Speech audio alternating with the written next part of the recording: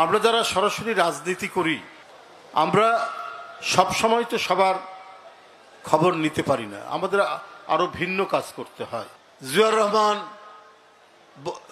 নিরক্ষর মানুষদের অক্ষর দেওয়ার জন্য, অক্ষর জ্ঞান শেখানোর জন্য সারা বাংলাদেশে তিনি বিভিন্ন কর্মসূচি গ্রহণ করলেন। যে দল বহুদলীয় গণতন্ত্র প্রতিষ্ঠা করেছে শহীদ জিয়াউর রহমানের নেতৃত্বে, সেই গণতন্ত্র আবার হত্যা করলেন হোসেন মোহাম্মদ এরশাদ। আমরা যারা সরাসরি রাজনীতি করি আমরা সব সময় তো সবার খবর নিতে পারি না, আমাদের আরো ভিন্ন কাজ করতে হয়। কিন্তু আমাদের দল সমর্থন করে এই রকম মানুষজনদের নিয়ে তিনি এই সংগঠনটি করেছেন, যাতে অন্য কিছু না, এই যে জুলাই আগস্টের মহা আন্দোলন বা ব্যাপক গণ অভ্যুত্থানটি হয়ে গেল, যে এই গণ অভ্যুত্থানে যারা রক্ত ঝরিয়েছেন, যে পরিবারগুলো ক্ষতিগ্রস্ত হয়েছে, যাদের জীবন চলে গেছে, যারা আহত হয়েছেন, তাদের পাশে থাকার জন্য ভারপ্রাপ্ত চেয়ারম্যান বিএনপির পক্ষে একটি সমাজসেবামূলক একটি প্রতিষ্ঠান গড়ে তুলেছেন, তার নাম আমরা বিএনপি পরিবার।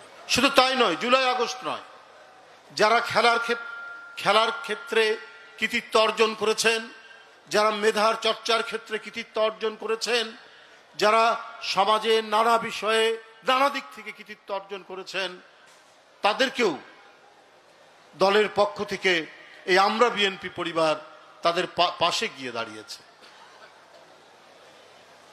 বিএনপির ভারপ্রাপ্ত চেয়ারম্যান তারেক রহমান সেই আদর্শেই অনুপ্রাণিত হয়েছেন, যে আদর্শ তার পিতা বাংলাদেশে সৃষ্টি করেছেন।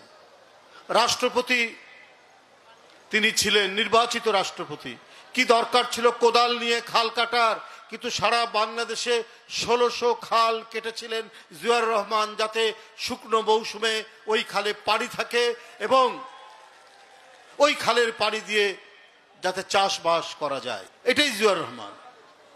অনেক বয়স্ক মানুষ যাদের অক্ষর জ্ঞান ছিল না সেই সময়, আজকে অক্ষর জ্ঞান সম্পন্ন মানুষ বৃদ্ধি পেয়েছে। জিয়াউর রহমান নিরক্ষর মানুষদের অক্ষর দেওয়ার জন্য, অক্ষর জ্ঞান শেখানোর জন্য সারা বাংলাদেশে তিনি বিভিন্ন কর্মসূচি গ্রহণ করলেন। এইভাবে একের পর এক তার স্বেচ্ছাশ্রমের ভিত্তিতে বিভিন্ন কর্মসূচির মাধ্যমে 72 থেকে 75 যে জাতি তলাবিহীন ঝুড়ি নামে আখ্যায়িত লাভ করেছিল, সারা বিশ্বে সারা দুনিয়ায় সেই জাতি নিজের পায়ে দাঁড়িয়েছিল, সেই জাতি চাল রপ্তানি করেছিল, সেই জাতি একটি শক্তিশালী জাতি হিসাবে আত্মপ্রকাশ করেছে। তারই সন্তান হচ্ছে তারেক রহমান। তার মা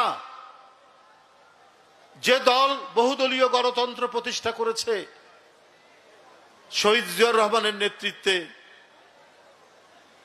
সেই গণতন্ত্র আবার হত্যা করলেন হোসেন মোহাম্মদ এরশাদ।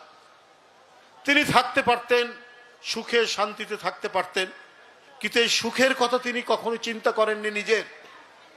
9 বছর আপোষহীন সংগ্রাম করেছেন, পুলিশ নির্যাতন করেছে, গ্রেপ্তার করেছে, তারপরেও তাকে তার নীতি থেকে টলাতে পারেনি।